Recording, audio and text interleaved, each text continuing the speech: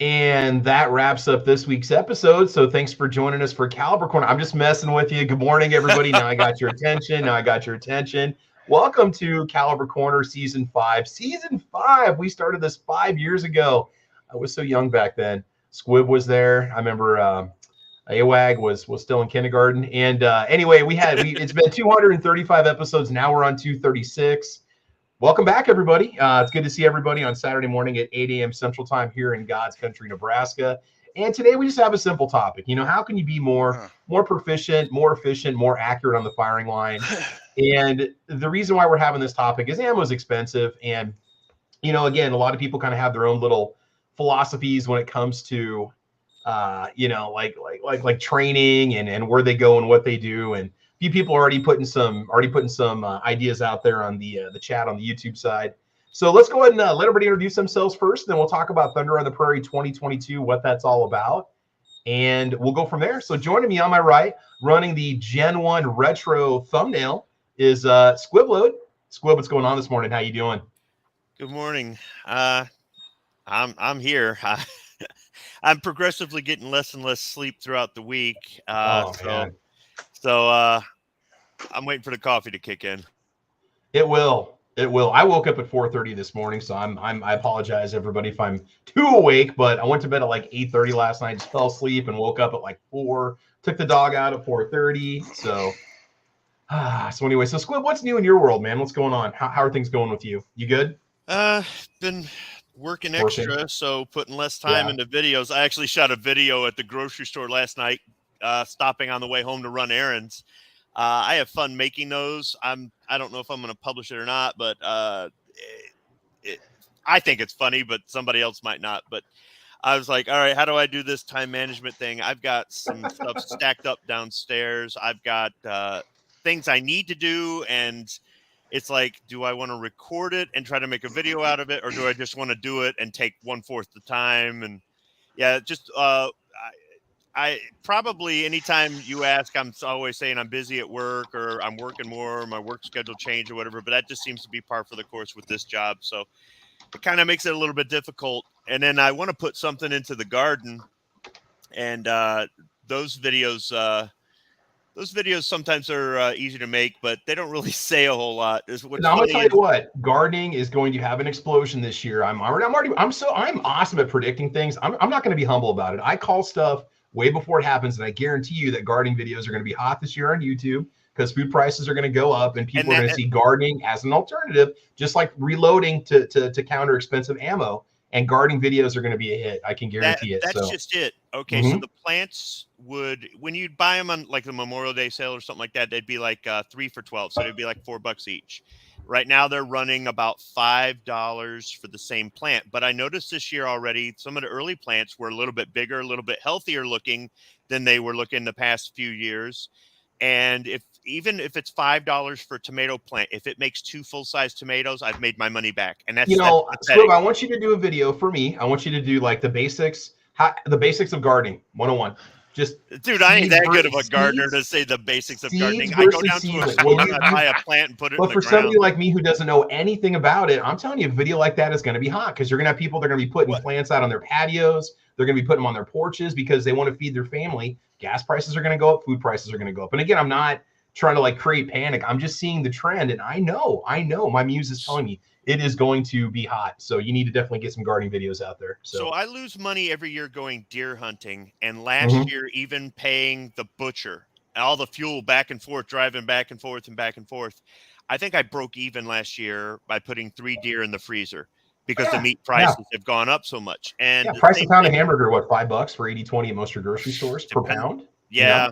And the other thing too is with the garden, I lose my butt every year. I've tried to find ways to cut corners to save money and do this and do that.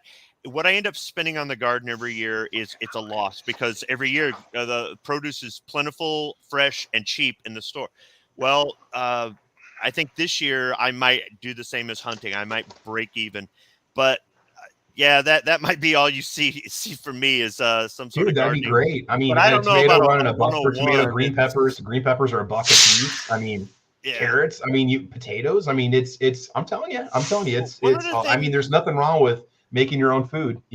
One of the things about gardening, though, is if your local store doesn't have that produce and you can grow it, it's kind of like I like growing some of the hot peppers, like a Cajun bell pepper. They're not going to have that. Or Fresno peppers are one of my favorites. And they haven't had that in 2 years at the local store. And they used to sell that all the time. So if you can grow something that you like that they don't have at your local store, then it's not really such a loss if you spend too much on gardening.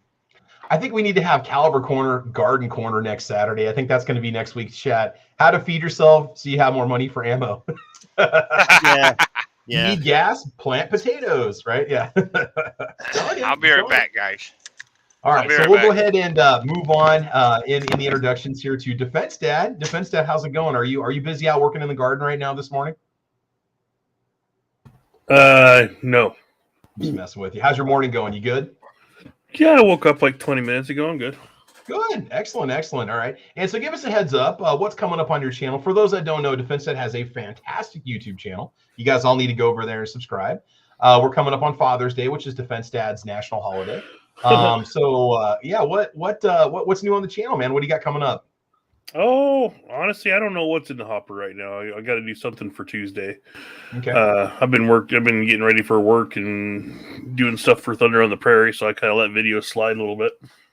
Yeah, we'll be talking about that here in just a little bit, and you're going to start to see more and more videos from that. We're also going to be, we've already been showing off some of the videos from some of the sponsors, and we've still got more sponsors coming in for the event, which is really looking cool. And I feel kind of bad because Defense said you've been pulling your weight, and I really feel like I could have gone out more and maybe contacted more people for the event. But it's a small deal, but it's really cool seeing the companies out there that are willing to support small content creators. They're not all just out there supporting those 1 million, 2 million, 3 million, viewer gun channels out there. They're also helping those of us that have 100,000 subs, under 10,000 subs. So it's been really cool how supportive the industry has been for us. Granted, they're in it to make money. They're not in it to lose money. They're expecting, we're going to do some reviews for them. We're going to show off their products, but they're also not willing to just take a chance on us. And I think that's really a cool thing.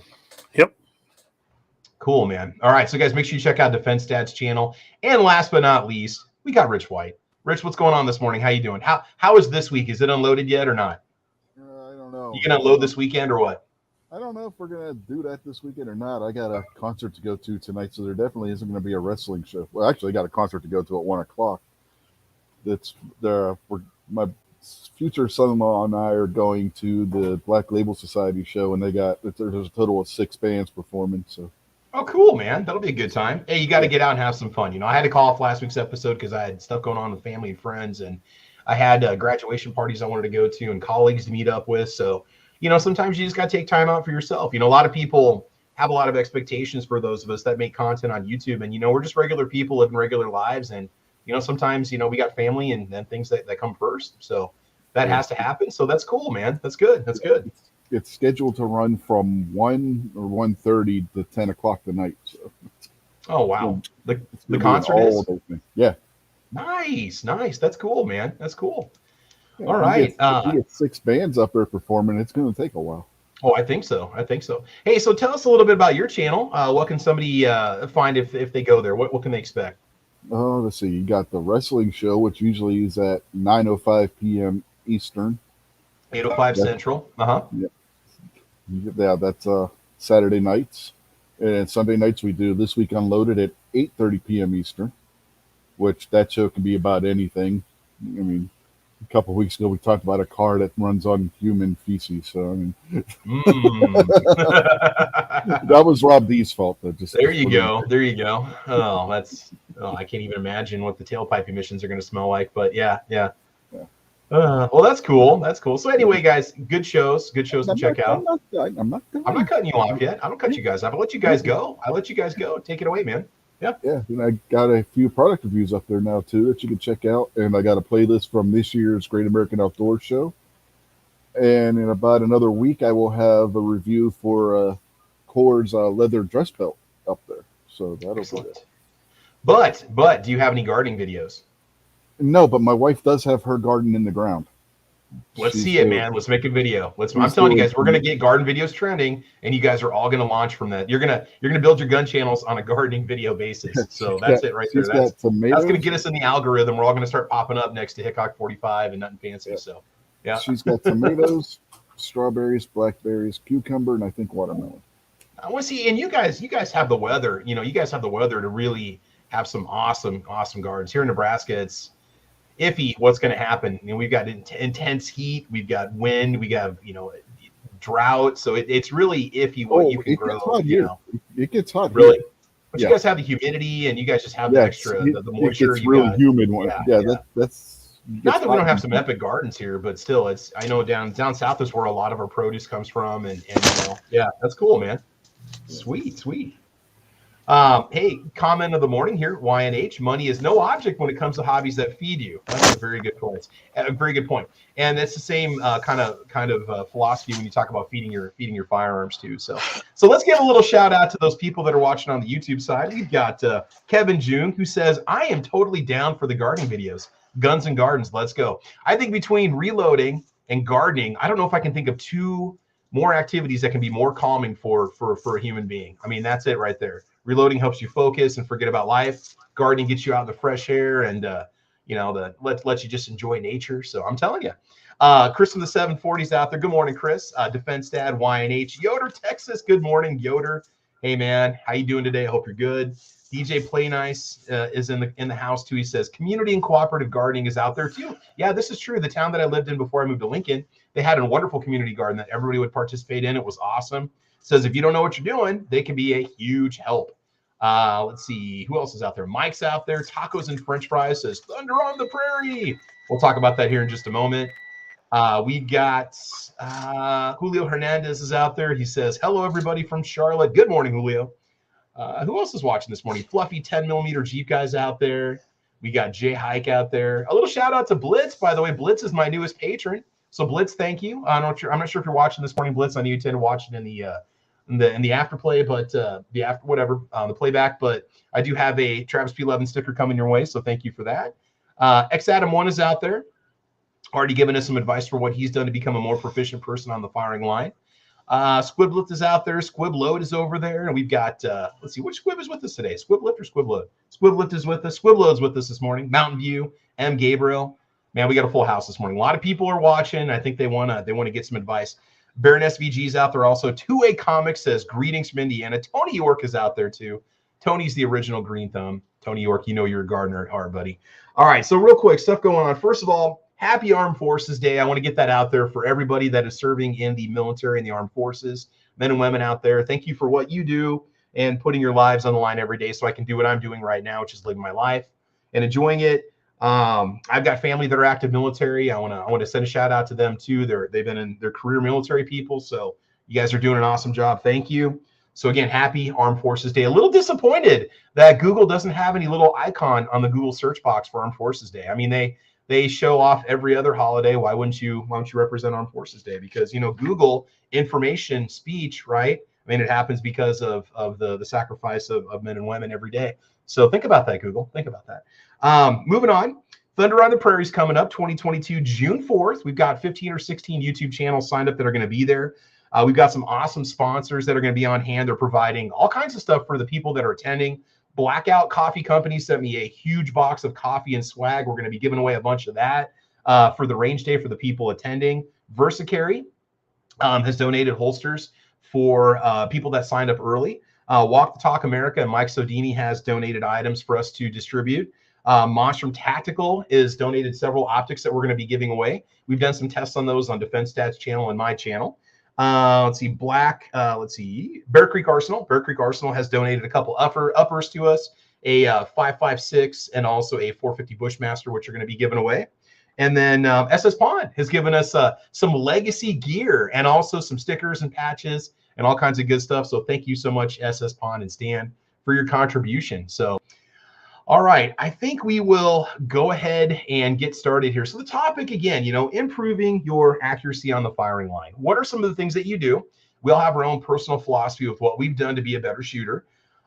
For me, when it came to going out to the range the first couple times, I never really had anybody show me how to shoot a pistol. Honestly, I kind of learned from watching movies and what felt most comfortable. I did finally take a couple. I've taken 2 defensive pistol courses, and they were fairly lengthy. They were full-day courses, and I really feel like I was a more proficient shooter after that. The person that taught the courses did a lot of concealed carry courses, had been doing it for years. Doesn't mean that person can't teach the wrong technique, okay? But I do feel like I benefited from it, and I was a better shooter after taking those classes. I think they were 45 or 50 bucks for the day. It was relatively inexpensive. I supplied my own ammo. If anything, it got me a lot more comfortable with my firearm that I was using on the range. So I got a bunch of little points that I want to take us through, some things to talk about when it comes to being more proficient, more accurate on the firing line with your own firearm. Okay, we're going to focus on pistols for today. Maybe we can focus on rifles next week. Really good one. And I've heard this one before too, and I've actually done this. Storm and Norman Gunworks. This is your 10-cent training is what it is. Use a dime laying flat on your front sight. Pull the trigger on the unloaded gun without dropping the dime. If you want to talk about a smooth, consistent trigger pull where the trigger's not going to move once you pull it, that's it. Because a lot of the mistakes we make when it comes to accuracy, it happens the moment before the trigger breaks. It's a twitch, a movement, a shift in your sight. You know, there's a lot of things that can cause you to not shoot accurately. So, Squib, I'm going to put you on the spot. I know that you have military training, but what do you do to stay proficient or accurate when it comes to the handguns that you own? Is it just like you go, you do 50 rounds, you feel good about it, you go home? What is your method for maintaining accuracy when it comes to pistols? Well, I mean, everybody has a bad range day for different reasons, and that just happens. So I guess the first thing is accept it. Yeah. Except that you could now, if every day is a bad range day, you might want to take a step back and go, okay, what's wrong? But everybody has a bad range day. So that's one thing. The other thing is no two handguns shoot the same. Yes. If I go from my SR 1911 to my Colt Walker, getting the sights to line up is entirely different and that sort of thing. I can't think of more of a contrast in firearms than those two. So I'm the guy that will bring both of those to the same range day. And you know, one of them, the way you line up the sights, it's dead on, and the other one, you got to kind of adjust, throw some Kentucky windage in there, that sort of thing. So just I think mentally accepting certain things. If you watch the movies, if you're not much, you don't have a lot of experience with firearms or whatnot, and you watch the movies and you think that's the way it works, it's not. No, you they don't. usually have horrible trigger discipline. If you ever look at the movie covers, look at movie posters, there's always a finger on the trigger. They're like, seriously, it sets some of the worst examples for how to win. There are some that are genuinely good. Newer movies, especially, I feel like newer movies do a better job because a lot of those actors go through like Terran tactical training courses, and they train with, I think about the movie Den of Thieves, which has some of the most wicked like combat handling I've ever seen. You watch it, I can't remember what his name is now, but there's a trainer that does the At the Movies series where he'll analyze scenes from movies, and he'll compliment, a lot of movies for being very accurate for how things worked when he was an actual Navy SEALs or special forces guy. But go ahead, Squib. So yeah, in the movies, they'll be outnumbered 5-1, and the bad guys are armed or whatever, and they'll beat the snot out of all five guys, then grab some random Glock or something, and they're hitting. After that, everything's a bullseye. Headshots nowadays. Like, everything's a headshot. Have you ever trained with this gun? Does this guy is this stuff side? Is anything off? How do you know the bad guy maintains their gun as well as you do? And all that. So when you get that new gun, or when you're shooting somebody else's gun and it just doesn't work right for you, just accept it and just learn that you might have to work into it. Now there's been some guns I've picked up and the first shot just lined the sights right up, dead on, and the ergonomics, everything was great. And of course that's usually somebody else's, and it's a lot more money than what I want to spend. And I'm like, dang, I really want one of these. Let me ask you a question, Squib. Does the gun make the shooter? Are there some advantages that some guns have with some shooter? Do you think because the question I was going to ask is if the gun doesn't work, like if you can't make it work for you, you can't shoot it to the point that you're happy with it, is it time to move on and try something else? Yes and no. You can be stubborn like me. For example, my M9, I can't hit the broadside of the barn with that thing. That's what I carried in the military, right? The reason I got it was this is my sidearm. And I like the gun. Ergonomics are great. It field strips easy. It's a good gun. I don't really get it for the lethal weapon cool factor. I get it. I got it because guns. They're smooth. Right? They're comfortable. They're a little heavy, but they're reliable. They're battle proven. If I had to go into combat tomorrow, I'm taking my 1911. Not because I think it's a better, more reliable gun, or it's easier to maintain or anything else. I can hit the target with my 1911. Yeah. You know, Yeah, but my with SR that 1911 M9, is insanely accurate. I love it. Yeah, it's a good almost gun. 30 years later, I still suck with that M9. M9. And I see other people will take a Beretta 92 out there and bullseyes.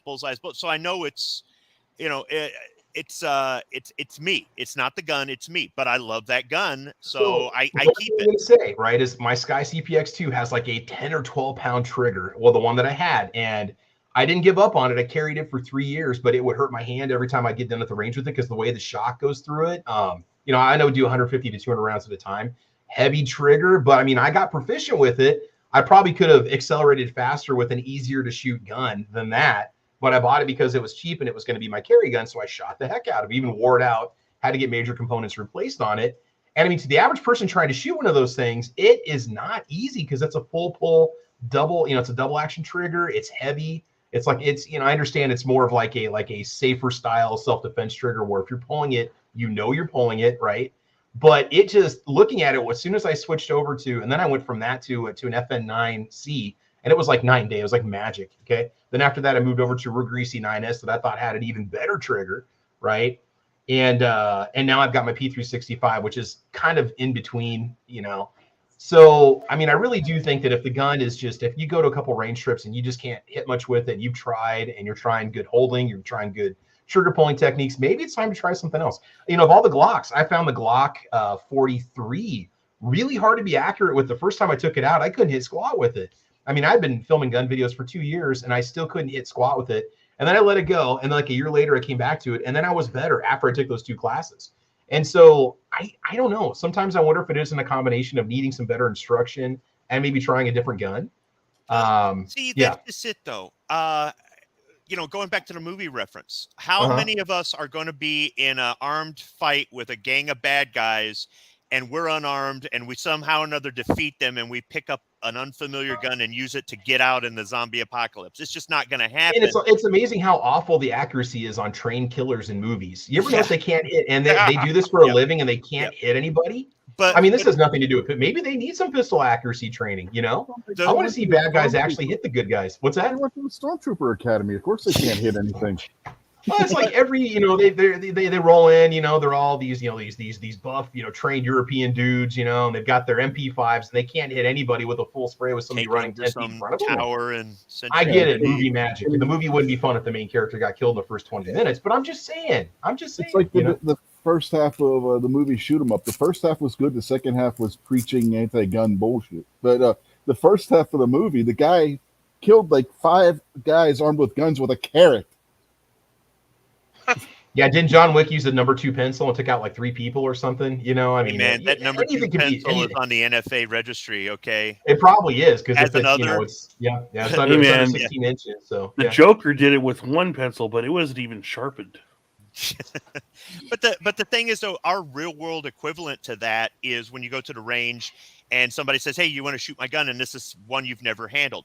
Sometimes you're gonna shoot it and it's gonna feel natural and it's going to work and be like, I've got to have one of these in my life. And the other, you're not going to hit the broadside of the barn.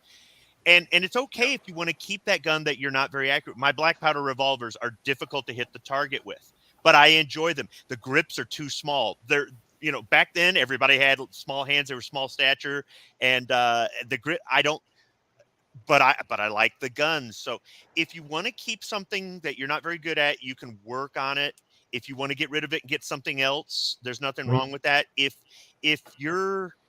what you carry is what you're most comfortable with, for me, carrying, I understand some people it's concealability or it's dealing with some sort of local law or whatever.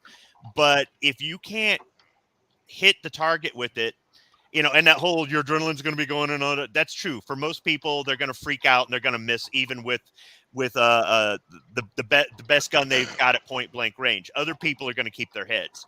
But what you're most comfortable with is probably what you should compete with if you compete, what you should take to the range if you're having fun, and what you should carry for self-defense or as your sidearm for hunting or whatever. But that doesn't mean that rules you out to just one gun or that's all you ever carry or you never get better with anything else or anything.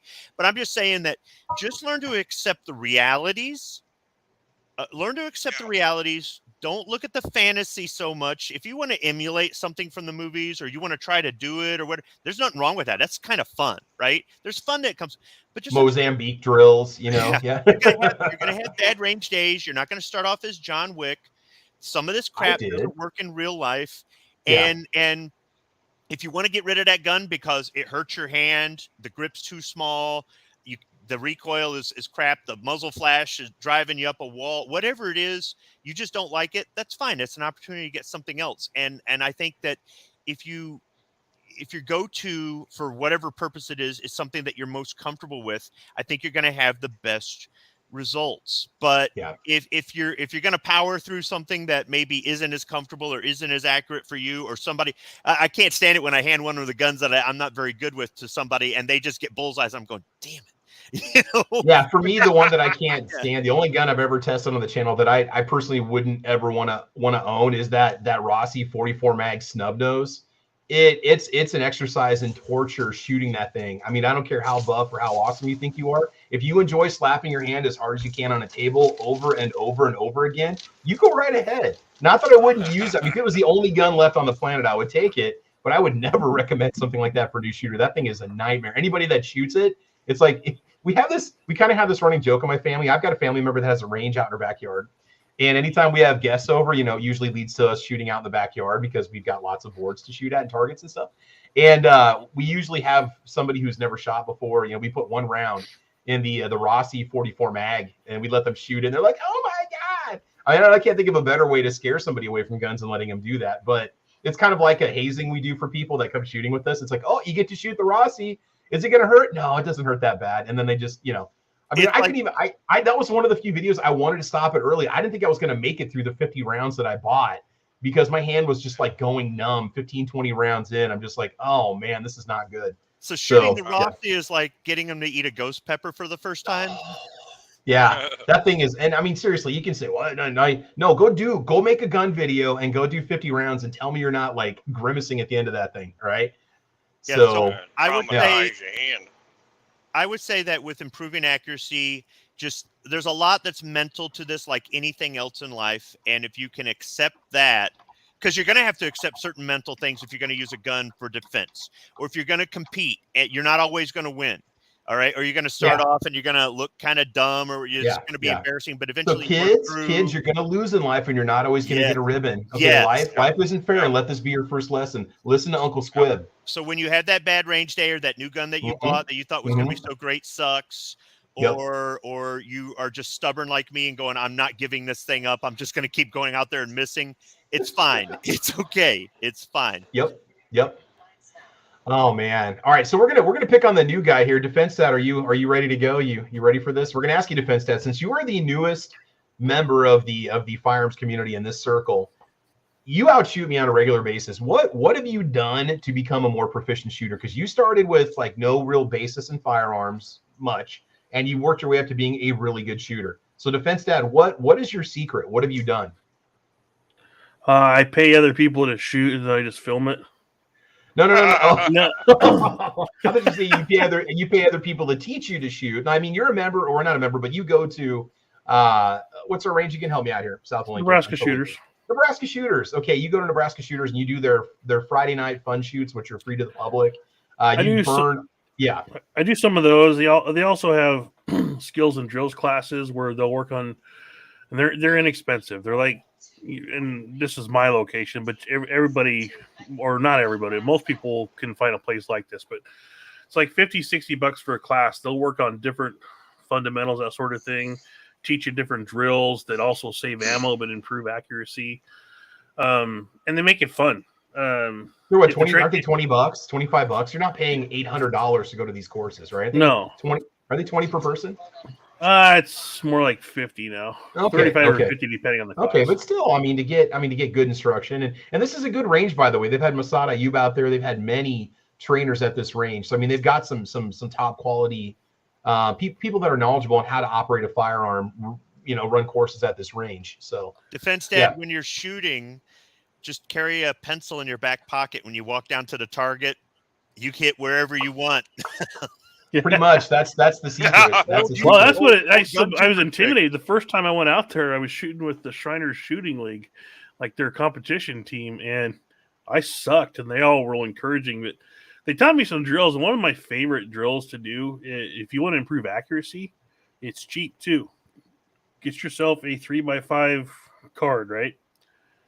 Put that up on the target. Start off at 3 or 5 yards. When you can proficiently keep it in the target, keep moving back, and you'll start to gain your accuracy, because every time you move back, it becomes harder and harder, but don't move any further back until you can keep all those shots in that 3x5. Really cheap to do. It's a really good drill. Do you put a dot on it? Do you put a bullseye on that little card to focus on, or just shoot at the card? You can, but it's a colored card. It gets a different okay. background. Okay, so just try to aim at the center. Well, it's an index card. It's a different color than the background which you have it on. Yeah. So that's a good idea. Those are super inexpensive, and you'll start to see as your accuracy goes as you go back. And the other thing I will tell you, and this is something I learned too, is as long as you know your trigger controls, you're not pulling your trigger, you're not pushing your trigger. If you have a gun you just can't hit the broadside of the barn with, too many people are afraid to adjust their sights because someone else shoots it. They say it's fine. Well, I'll tell you what, if it's your gun and you consistently hit low and to the left, 4 inches to the right or left with your right or left-handed with that gun, and it's got driftable sights, and you know your trigger control's good, and if you do Kentucky windage, it's on. Why the hell don't you adjust the sights? It's your gun. Yeah, really. Now that's a big. I'll say that, you know? But that's also the quickest thing for new shooters to use as a crutch. Oh, if the sights are off, like you got to make sure that your trigger control's right. You're controlling the gun, but if you know you have those things right, adjust those sights. Who cares if it's off for someone else? If it's on for you and you're accurate with you, that's the point. And you know, you and I will sometimes shoot. And it's like I'm like, is this thing off? And you hand it to me, and I'd shoot it, and either one of us would be more accurate with it. And it's like, no, you definitely need to adjust the sights for you. You know, and I do agree. And that's one thing that my old G17 Gen 4. You know, I was always, I mean, it would get low and to the left the further I got away from the target, and then I'd let you shoot it, and it was low and to the left, or low and to the right because you're a left-handed shooter. It was like the opposite. So it's like, or you know, it needs some sort of adjustment on the rear sight. Even out of the box, the gun isn't going to be 100% off. You got adjustable rear sights, that's awesome. If you don't, then get a rear sight adjustment tool for your gun. They're not always cheap, but if you have it, then you have it. Sometimes you can use it on other models, or they have multi-model, you know, rear sight tools you can get that have like a little knob you can turn that just does little adjustments. I can't recommend taking a punch to it, tapping it. I know some people do that, but like on a Glock, you got plastic sights, you might mar them or bend them or break them or whatever. So, you know, so again, don't be afraid to adjust the sights. I mean, that's also important too. And something we will get to, we'll talk about like some of the home training devices like the Mantis and laser training and stuff like that. But I'm just kind of curious, like, what have you done right now? Defense side, I know you've done a lot of those skills and drills courses and stuff. So, and I honestly, I just shot a lot too. I mean, yeah. And when you kind of got into it, ammo wasn't super duper expensive, so you could do that. There was a suggestion out there. Somebody said, you know, maybe, or somebody said, should I pick up, you know, 22 LR versions of my guns so I can practice with them? I think it's a good idea just for the manual of arms, just for the practice, but you're not going to have the same recoil impulse, understand that, or the same shot placement. But if you get an M9 in 22 LR or a 1911 in 22, or get a SIG or whatever, I mean, there's or a Taurus TX22 is a fantastic training tool because it's a heavy full-size 22 that's fairly reliable, has a 15-round capacity. I think that's a great, you know, training tool. I think it's a nice alternative to even like the Glock. The Glock 44? Is that the 22 LR Glock? I can never remember the model numbers, but I mean, there's nothing wrong with the Glock 44. I mean, you say take a Taurus over a Glock? Blah, blah. No, I don't really care, right? I'm just saying the TX22 is a good training tool if you just want to go out just for the joy of shooting, just to get used to the noise, the bang, the recoil, the flash, whatever. I mean, that'll just get you conditioned to being around a gun, just going out and practicing. And with the 22 LR, you can do it, you know, relatively inexpensive. If you don't have 22 LR ammo, it's gone up in price, but those of us sitting around have got thousands of rounds of it that we're sitting on. So consider that, just like, you know, with your AR-15, you can always get a drop-in 22 conversion kit that you can practice with. It'll take the sting out of the wallet when it comes to practicing. So yeah, I do agree. Chris from the 740 down there says that he sights everything in on a sled or a bag before shooting it freestyle, you know, just to see if the gun has any inherent accuracy issues with it. But yeah, go ahead, Shane. Well, what I was just going to say, part of what I was talking about in those drills is even if you just learn them off YouTube, if you learn some of those drills you're not just standing there shooting at a bullseye target and wasting it and trying to figure out what you're doing. It'll make you shoot less ammo more accurately and be more fun and keep it more interesting. So learn some of those drills that really help you. And like sometimes you can go out there and shoot drills and shoot 50 or 100 rounds in a shooting session when you could shoot 300 or 400 shooting in a bullseye and not improve. Yeah. I agree. And like, we mentioned this before, that you can have some really, really poor training too, and you take those habits with you to the range because you watched a YouTube video. One of the channels I do like for instruction on how to be a better shooter is Ronin Tactics.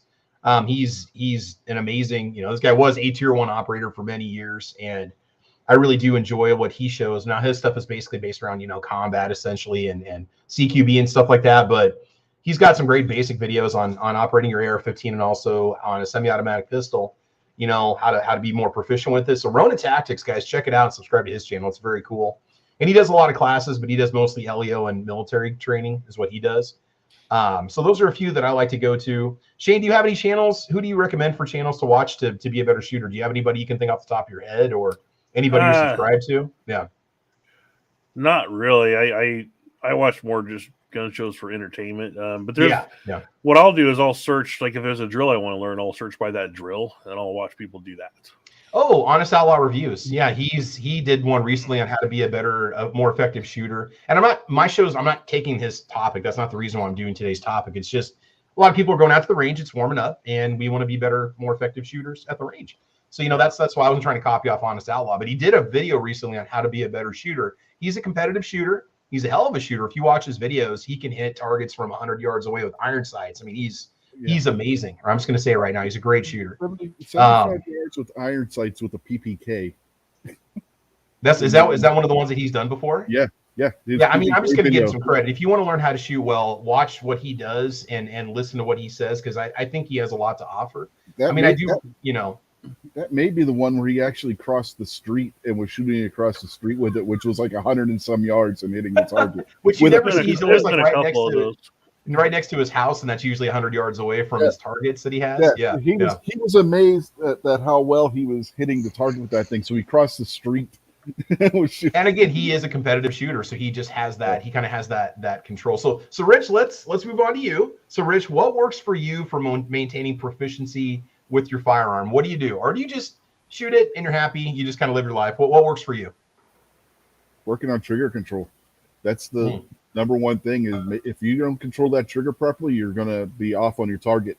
If you're a right-handed shooter, the most common mistake you're going to make is having your trigger and your finger in the wrong alignment. And every time you do, you're going to see that you're pulling low and left. That is the most common mistake people have. You got to have your finger on that trigger in the right spot, or you're going to pull it every time to the left if you're right-handed. Now, there's a few guns like the Taurus G3C and the PT111 G2. They've got such a long pull where the trigger breaks, which basically touches the frame of the gun. That can hit the point that your finger just kind of naturally curves. So you may have to do some side adjustment on certain guns, like what Shane was saying earlier, Defense Ed was saying earlier. Some guns if they have it, depending on the trigger, you might have to adjust that to reach that breaking point so you can maintain your accuracy. Or like Honest Outlaw said in one of his videos, not the one that you were talking about, but another one of his videos, he was shooting low and left. He had to adjust where his finger pad was on that trigger because it was the trigger itself. I forget which one that was, but it might have been the M&P CX or whatever it is, the CSX, the new one that Smith & Wesson just came out with. It might have been that video where he had to adjust where his finger was on the trigger because he was pulling low and left with it. Yeah, and like you said, putting more finger on the trigger, put less finger on the trigger, it does have a huge effect. Now, like dry fire practice, is that something big that you like to do or not? I don't really do dry fire practice. I want to get one of the Mantis X like you were talking about and then work on that. But right now, I mean, I might sit here. I might pull out my carry gun and then unload it and then sit here and just like aim at a spot on the wall or something.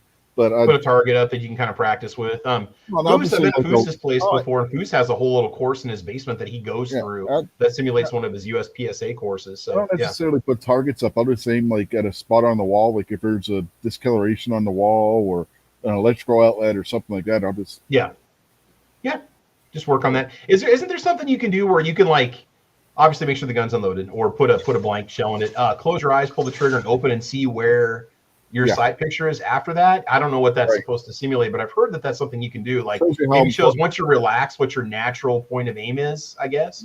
Well, it can also show you when you close your eyes and you pull the trigger and you open up, you can see where your hands are, and you can see how much you've shifted the point of impact just by pulling the trigger by not watching when you're pulling the trigger. Yeah. That's, I mean, I'm just, I think dry fire still might be a good idea, especially if you're new to the game, just kind of getting used to where the breaking point is on that trigger, getting used to the fatigue of holding the gun up for extended periods of time. I mean, little things like that, depending on what your shape is, like my dad has shoulder issues. So he really struggles with getting past the first or second mag because he had shoulder surgery, and holding it up is a challenge for him. He actually enjoys shooting an AR-15 better because of the physical challenge of it. So, I mean, for some people, it could just be getting used to the fatigue that you get. I mean, I'll admit, 150 or 200 rounds in, especially if I'm filming, I'm starting to get a little tired. My efficiency is starting to drop off because you're holding it at the line, you're concentrating, you're focusing, you want to shoot good, right?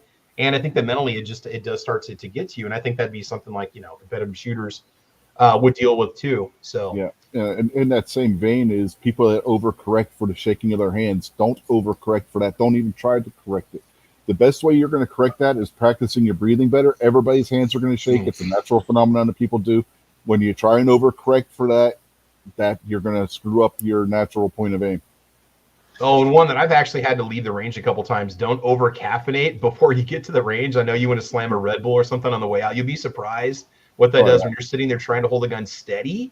I've actually had a couple times where I'm just like, okay, I got to walk away for like 30 minutes and come back once this stuff wears off. Especially when you start to come down from it, your hands get even shakier. So really watch the caffeine intake, especially if you're doing some precision shooting or you really want to shoot well. I mean, I get it, man. I love my coffee. I'm on my second cup. You guys can tell. But if I was to sit there and try to hold a gun steady without making any mistakes, it does affect accuracy, especially at longer distances, with rifles. This thing to drink when you're on the range, plain, simple, cold water. Water. Or maybe have like a Gatorade or something when you get done in case you're sweating and stuff if it's really hot out. Okay. Well, I'll add this too. Yeah. Now, I'm going to say this, but I'm not a big fan of lasers on guns. I don't like them. But that being said, I have one that has one built into it. If you want to practice with your dry fire, you want to see if you're controlling that trigger right, throw that laser on. Because you'll see, it'll exaggerate every movement on the wall. Yeah, you get a laser bore sighter if you don't have they're cheap and fairly simple. You just turn it on, throw it in the barrel, and you can see where that barrel's shifting by where that laser's shifting as well. I'm responding back to DJ Play Nice. He goes, I'll just respond verbally here. Can relate to your dad. I'm still shaky from shoulder surgery. That was a few months ago, and I have concerns about returning to rifle. What my dad likes about the AR is, he doesn't have the strength in his right shoulder that he used to. So he can use his left arm to hold the gun against his shoulder and then just, rest his hand on the pistol grip to pull it. When I took him to the range with me, he said that was so much more of a pleasant experience with shooting the AR versus trying to hold up a heavy. Granted, he was playing with my Shadow 2. He was playing with his Beretta. And I mean, it just depends on everybody's physical limitations. His was because of shoulder damage that he got as a result of a work accident. Everybody kind of has different experiences, and maybe the AR is the better choice for you because of the multiple points of contact, or that's another possibility. Some people, are just not good, not very proficient with a pistol, with a handgun. They just can't seem to get it, and it just depends on the person. I mean, I think anybody can learn, and anybody can become a better shooter with practice and time, and it's not cheap these days to be able to do that. So do you consider things like the 22 LR, dry fire practice, maybe go through some basic drills, some just, getting used to your firearm and so on. Single shot, we'll move on to you. Again, as somebody who was a competitive shooter, you still may be now, single shot. What did you do to stay proficient? Was it part of just being in the game of being competitive kept you proficient, or did you study or read? What would you say, single shot? What worked for you? Well, I had a lot of factors that I utilized while I was practicing. I had a mentor that was very close to Olympic status. And the man would stand there and watch me as I was getting ready for a shot, and no ammunition in the gun, but he would stand there and watch my hands, watch my finger position, my grip. Yeah. everything there, and he would critique everything. The man, like I said, he was an excellent shot. He used to shoot just about every day. But the things that I picked up from this fella was trigger finger position on that trigger. Number one. Number two was breathing. Number three was the grip. Yeah. He made sure that you got all those three in sequence to watch what you're doing. The laser on the wall, that's a good one. Because I'll tell you, anything that you're not doing right, that dot's going to show you. If I may, Ghost Tactical, he has a target that you put up. I think it's 8.5 by 11, and it's got segmented rings around that target.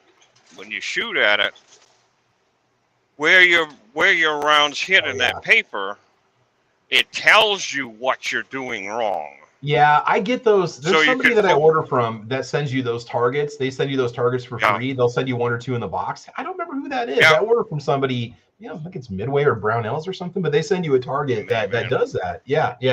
And you know what, guys, you can print those off for free with a computer. You don't have to go buy an expensive target. You can just go find a free target online and just print it off. There's probably freetargets.com. That's probably a website out there. He's got it right on his website. I printed off. So Ghost does, because I did the dot torture test on his channel also, and that was one of the ones that I would do. Yeah. The next thing that I can suggest is cameras don't lie. Okay, unless somebody's tampered with the product. But normally a camera won't lie to you. Yeah. Take the firearm, no ammunition. Again, no ammunition in that weapon or anywhere near it. And take some video shorts. Have yourself ready for a shot. Pop a 20-second, 30-second video, and from each side. I'm a right-handed shooter, but I shoot with my left eye. So I'm watching my positions of my hand on the weapon from the right side, from the left side, and you can also go to keeping it in focus, of course, as close to that muzzle as you can, and dry fire a few times. Those cameras are going to catch anything that you're doing. Oh yeah, it's going to show it. I film all of my range tests. In fact, that's kind of where it started, was like, well, if I'm going to go shoot this gun, I'm going to take cameras with me and film it. And people give me a lot of feedback on my shooting style and what I do and suggestions for things to try. I mean, really good, genuine. I get everything from you suck to, oh man, I noticed that you're pulling to the left, or did you notice that you blink right before you pull the trigger, or it looks like you were holding your breath in that video. So I get really good feedback from people. I mean, I kind of like to use it myself as kind of a self-analysis. And I know that a few people kind of do the same thing with their YouTube channels. They just put the videos up just as a place to go watch themselves in competition to see what they do and what they do well and don't do well. So yeah, I can stand and I can watch somebody shoot. And I can tell them what they're doing wrong. A couple. You had mentioned what you had mentioned was good. The other thing too is like, do they close their eyes before they pull the trigger? Because some people are scared of the bang. And do they jerk the trigger? My dad, when I took him to the range to shoot his Beretta for the first time, like he'd kind of put his finger on the trigger and then snap the trigger through, and like the gun would jerk, and it would cause his bullet to completely miss the target. I'm like, Dad, you got to slow down, take a deep breath, exhale before you pull the trigger. I mean, I usually the first time I take somebody to the range with me, I'm like, breathe, okay, widen your stance. Put your finger on the trigger. Okay, get the sights aligned. Don't hurry through it. And if it's a little kid, they're excited because they're shooting a gun. But an older person's like, here's what I want you to do.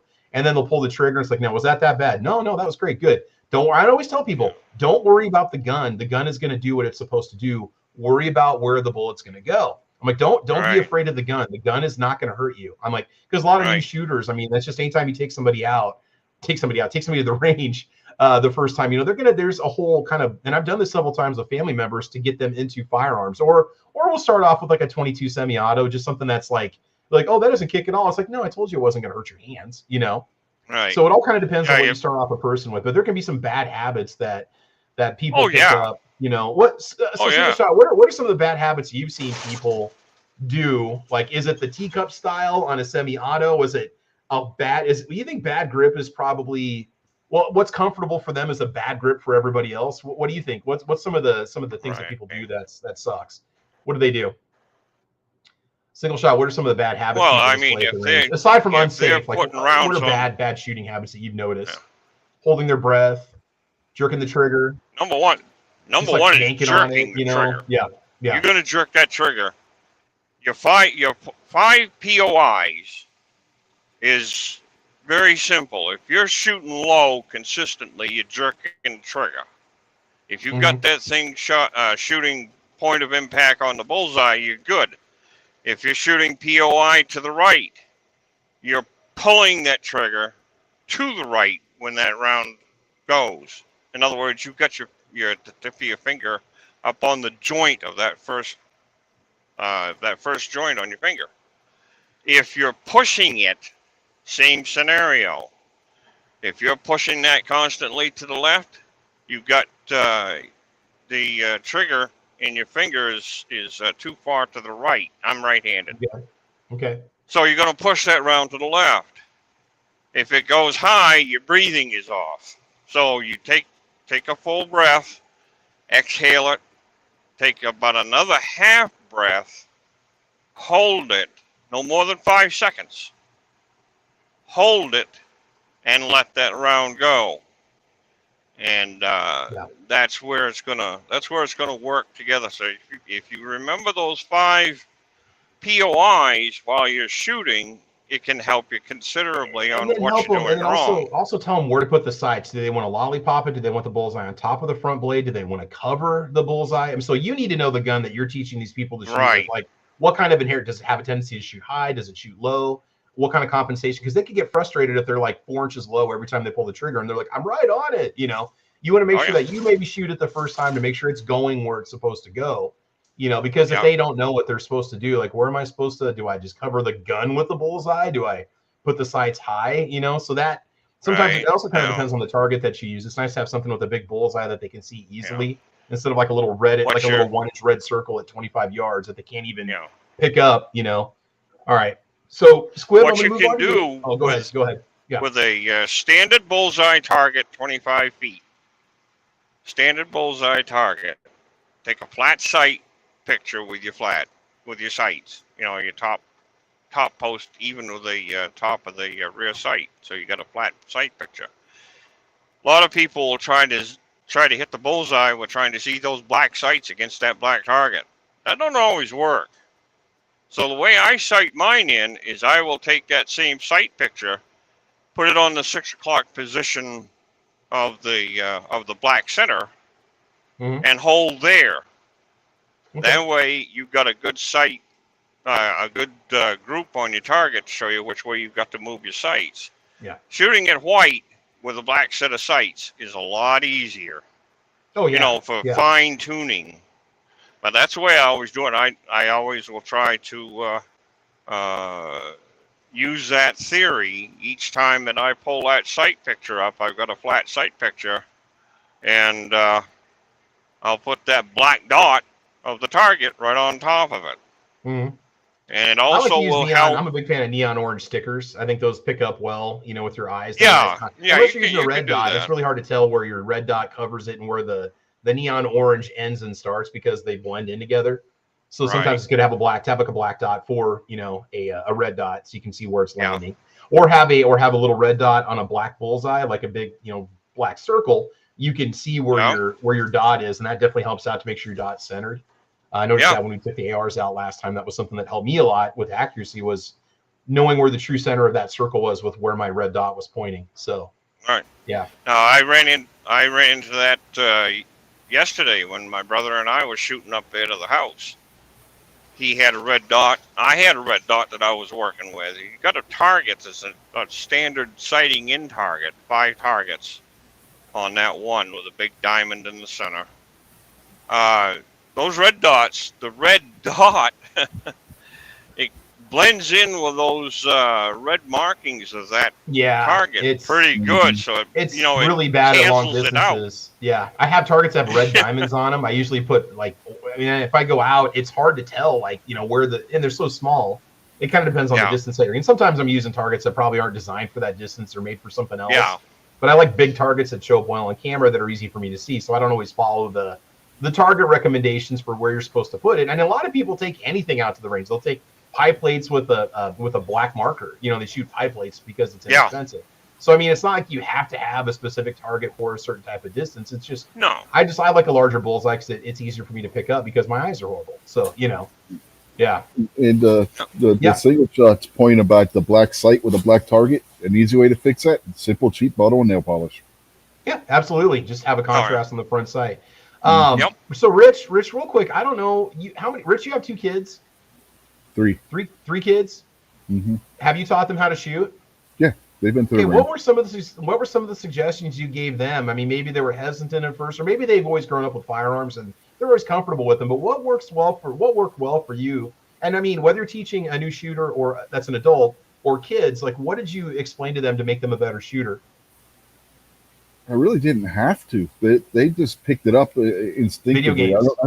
Video games. My son, that might be it. He plays a lot of Call of Duty. Yeah. A lot of Halo, a lot of COD makes them very firearm proficient people. So they may have just watched what I was doing because I really didn't have to give them a lot of tutoring on how to do it. The best shot out of all of them is at my youngest daughter. She's a really good shot when she would go to the range.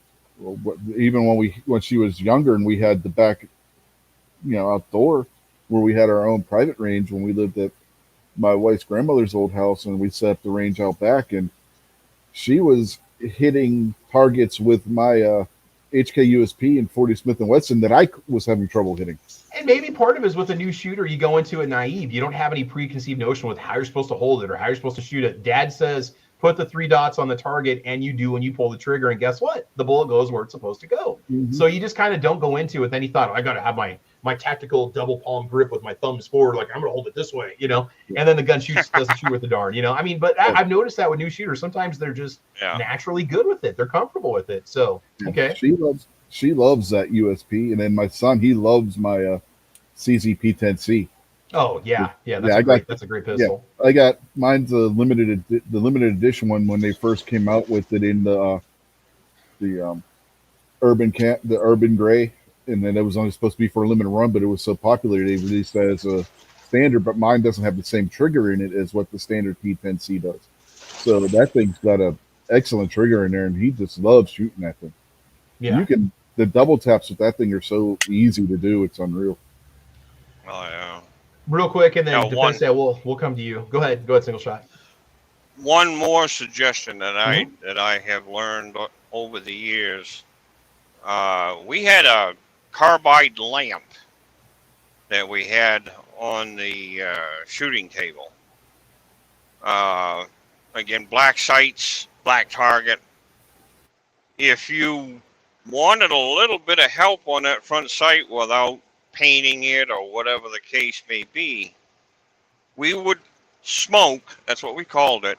Is what we'd put the rear sight in that trail of smoke coming off that carbide lamp, and it would smoke it up. White, it would cause it to gray up a little bit or white up a little bit. Yeah. No, it blacked it right out. I mean, you could still see it good. You could still see it good. Okay. But your enhancement was on that front sight. If there was a little bit of sunlight shining on that front sight, you could line that a lot easier. Your eye would pick up that little bit of a reflection off that front sight, and you could see it against the black on that target. And it's just a matter of lining up your sight picture. Yeah. Another thing too, training. You want to train when you're shooting even. When you get comfortable shooting regular bullseye and you're shooting pretty good, you're holding your target pretty good. Okay. I picked up a set of wrist weights, lead shot. Oh, yeah, you'd mentioned those. Wrist weights. Yeah. and you start practicing or shooting with those wrist weights on, you're going to build the muscles not only in your wrist and in your hand, you're also going to get your upper and lower arms a lot stronger to hold that pistol more steady. Yeah. Because it's gonna build your strength in it. I used to use a spring-loaded hand exerciser, which everybody, they'll grab a hold Everybody of in it. the 80s had those. The grip strength. Yeah. I want to make my grip strength massive. Yeah. They got the coil. Yeah. They gave you got carpal the tunnel syndrome, coil but of they it worked. pointed. Yeah. Yeah. You got the coil of that thing pointed up. Okay. That gets easy. Okay. Here's the trick. Turn that sucker 180 degrees and see how easy it is. No. Have that coil pointing down. You're going to build the strength in your arm, your shooting arm, with that one exerciser. Yeah. So I lost him in the fire, unfortunately. I had 2 custom bags made by one of the guys in the shop. They were 2.5 pounds apiece. And he put a bunch of shot in there to equal out to 2.5 pounds, and used Velcro patches to allow you to put them to your wrist. The ones I have now are 5 pounds, so those are quite heavy, quite a bit heavier.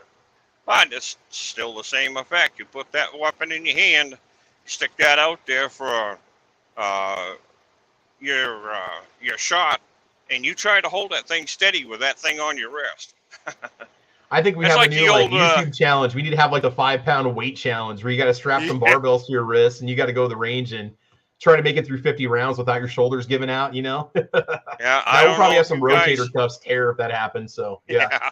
I don't know if you guys ever had school teachers that would do a little bit of punishment for stepping out of line in class, but I had a couple of them that if you stepped out of line, you have to hold your hands you went out. up to the front of the class, held your arms out straight and palms up, and they put a Webster's dictionary in each one. Ouch, and you were to stand there until they said okay. With us, they'd hit the fingertips with a ruler. If you put your hands out and smack you, they pop you, and you shut up after that. You're like, when I was in junior ROTC, we had the world's heaviest pen.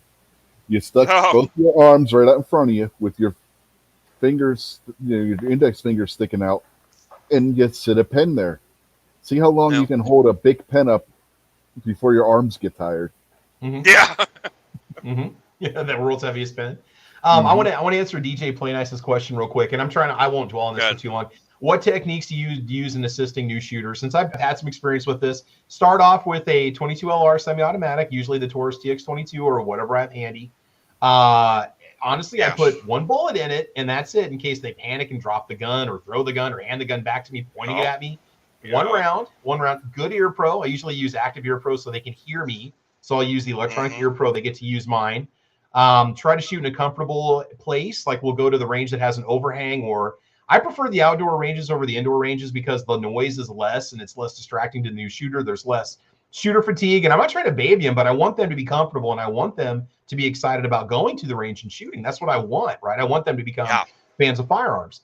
And so then we'll start off with an easy little 22. I'll talk about sight picture. I'll show them, I'll say, okay, now grip the gun. Okay, keep your finger off the trigger. And then I'll see how they grip it. And then I show them how to fill in that real estate with their left palm or right palm, depending on what hand they shoot with. Talk about trigger control, walk them through it, take a deep breath, slowly pull the trigger, keep your eyes open, don't worry about the gun. And then after, maybe 50 rounds or 100 rounds with the 22, when they're feeling like they're pretty comfortable with it, we'll move up to a 9. We usually use my G17, which was the Gen 4, because it's an easy gun to shoot. You can get a good grip on it. It's comfortable for most shooters. Recoil is minimal. Weight is okay, and then usually after about an hour and a half, 2 hours, we're usually tired, ready to leave.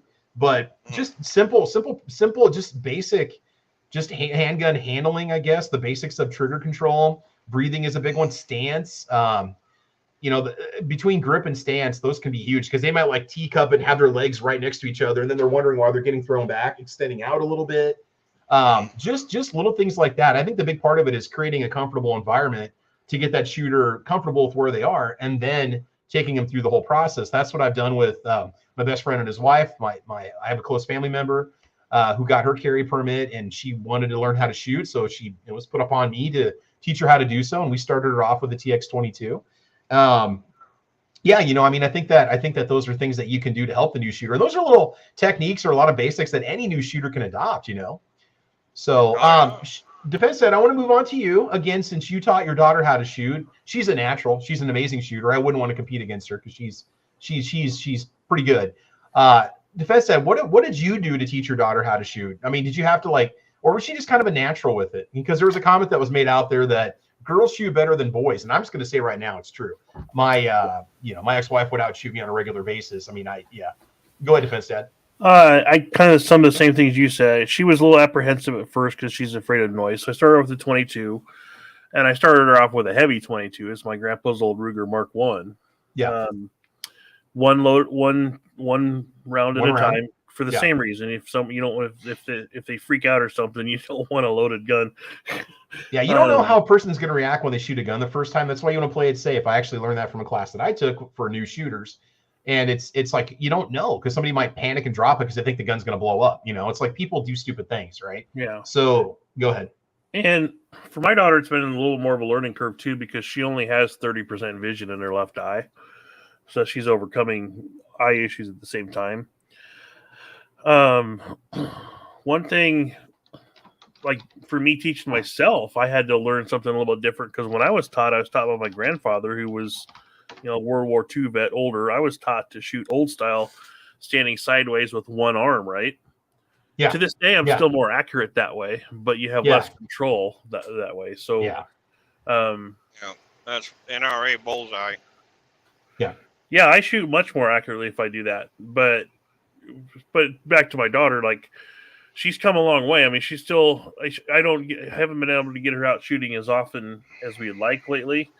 So some of her skills have been appreciated, but she's still doing pretty good. Yeah. She's excited for Thunder on the Prairie that she gets to go. Oh man, we're going to be shooting for pink slips, right? Is that what it is? If you can outshoot each other, you get the gun. Isn't that what we said? Shooting for pink slips. Yep, there we go. I'm going to keep my Shadow 2 put away when that happens. I do want her to try the Shadow 2 to see what she thinks about it. Just like you two, Squib, I want you to shoot it, and the G17 Squib. I'm going to make Squib's going to be a Glock lover by the time he leaves the range. He's going to want to go buy a G17 so bad he just won't be able to wait to go home, so to go pick one up. So yeah. All right.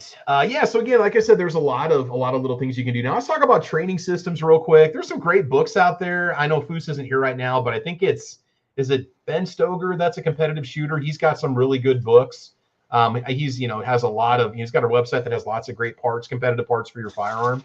But I know Squib's Foose has a couple of his books. I know he recommends him.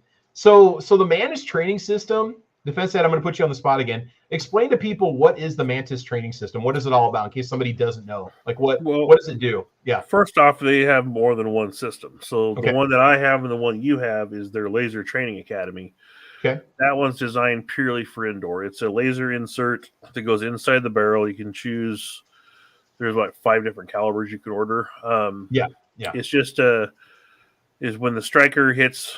When you have to rack your gun every time. When the striker hits the electric bullet or laser bullet, it hits the target. You have your phone or camera aimed at it. It evaluates your shots. Makes inside training a lot more fun. Makes dry fire training a lot more fun. The other system that you can get is their Mantis X, their X10 system. And that can be both live fire and dry fire. That's a separate module you put on the pick rail on the bottom of your gun. Okay. So, I mean, they both work similar. They both look at different things. I think the X10 has a feature I like a little better, where it analyzes your trigger pull and everything else. But I don't have that system. That's the one I want. Is that $300? Is that what that one costs? Or is that's the higher price of the two. Okay, yeah. DJ Plainus says roll the X10 Elite sometime, fellas. It rocks. Yeah, can we buy the part and upgrade our own kits with that, or do we have to buy a whole nother kit? It's a whole nother kit, I believe. Okay, because part of it is the software that you use works with multiple calibers and multiple kits, and there's different levels you can buy into it. What is it? Is it $200? The one that you and I have? Because ours got sent to us for Mantis. I think it's like 150. 150, and I mean, for the price of about $6 or $7 of 9mm, you can have something that'll let you practice indoors 24/7. I just use an old cell phone that's got like a 6-inch screen as my device for with the camera. That's how I set mine up on a tripod. If you have your current cell phone, you can use that too. The software works really well. You create Academy and you create an account and sign in, and then they give you access to all the targets. Yeah. And then it picks up the laser beams on the target when you shoot at it through the camera on the cell phone, and it records them. You can go back and look. It's got your draw time, your time between shots. Although you do have to manually charge your firearm if you don't have a double action firearm to practice with, which is why I bought this Easy Shadow 2, is because I could shoot it full pull double action trigger pull, which isn't the same as single, but I can at least cock the hammer not to charge it every time I want to use it. But it's still a good practice. I was using the Mantis with my AKV. You can actually make that work. You just have to have something long to push the little laser shell out of your barrel when you're done shooting it. So yeah, the Mantis system, I really think it's great. I mean, it's fun to play around with that. My whole family was playing with it on Christmas Day. I set it up after everybody had lunch, we let people just even my mom tried it. She really enjoyed it. I brought the G17 with, and we played with it at my aunt's house, and everybody had a great time with it. It was fun to record your shots and all that. So. Oh yeah, my kid loves doing it. Yeah, I think I eventually will get the X10 Elite though, because it literally does it. The laser is more accurate on that one, and it analyzes the movement of your gun the whole time you're doing the trigger pull, and then it all analyzes the brake too. Okay. Cool. One more thing that I'd like to mention, Travis. Yeah. Consider air gun. I shot air gun competition before. Oh yeah, I've done that. And it's very reasonable to shoot. It's not expensive. I spent a little bit of money on this last pistol that I got. It's a single shot air. Oh, you can spend hundreds on a semi-automatic air gun, but you can also get some that recreate almost the weight and the feel and the heft and almost the manual of arms. I think SIG makes one, Beretta makes one, Glock makes one. I don't know if they're probably all made by Umarex, but they've got CO2 powered that actually actuate the slide when it fires. Or you can get some nice heavier 22 caliber air guns, pellet guns. Yeah. I bought just picked one up, Air Venturi. I haven't shot it yet, but that trigger is going to be incredible because of the settings that you could set that trigger from. I think it's a 2.5 pound pull to 0.8 of an ounce. So that can be set extremely light. Yeah. And I had a Daisy 717, I think it was, single pump, and that was my comp gun. That thing right there, 7 yards. That's pretty much what you're shooting at. I could take those push pins, stick them to my target, and blow them all to pieces with that pistol. Yeah. So you could pick up a lot of information just by shooting air gun. Yeah, absolutely, man. What you doing? Yeah, I was on the marksmanship team in high school, and it was either air gun or 22 long rifle that we were using, and we had precision German-made air rifles air pistols for the marksmanship team. And yeah, I agree with single shot. You could take out the head off of a push pin with one of those things, with just peep sights. I remember I had an old Daisy revolver, CO2 revolver that my uncle gave me, pellet revolver, and I can't remember if it just had just a small section of the cylinder actually rotated when you reload it. I don't think it had a swing out cylinder, but yeah, it was heavy, man. I mean, it was like solid steel. I mean, I think weighed a ton. And I remember playing around with it when I was a kid. Eventually, the little puncture needle wore out on it, and I think I might have just gotten rid of it. I should have kept it, probably sent it back and got it fixed. I probably could have bought the valve myself and repaired it and done it myself, but I mean, even things like that are great little trainers that you can use. Yeah. Okay, so X-Adam 1 is going to counter. X-Adam 1 is going to counter what you guys are saying. No to air guns to practice with. The triggers aren't the same, and it's not a real gun. Okay, so maybe we can find a happy medium and decide that a 22 LR, full size version of your carry gun maybe would be the way to go. Get a Glock 22, or maybe get TX22, or get an M9 or 1911. I think Chiappa makes or Chiappa, whatever, Firearms makes a 22, Chiappa makes a 1911 and 22 LR. Other companies do too. Again, a lot of them are made by like GSG in Germany, but still, I mean, yeah, that's something to practice with. It's not the same. but not everybody's got, 20 bucks a box for ammo either. So, all right, here he is. We've got the target master, Foos, joining us. There, he's probably down in his basement right now. He's like, "Hey guys, would have jumped on sooner, but I had to dry fire 1,000 rounds." So, Foos, what works for you? Where have you gained the wisdom that you have to be the most proficient shooter that you are, aside from just experience at the range? Who taught you? Who do you learn from?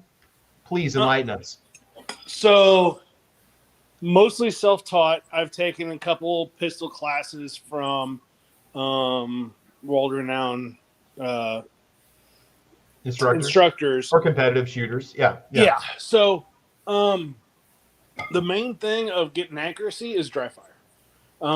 Being able to bring up any gun and pull that trigger straight back without the sights being disturbed. Mm-hmm.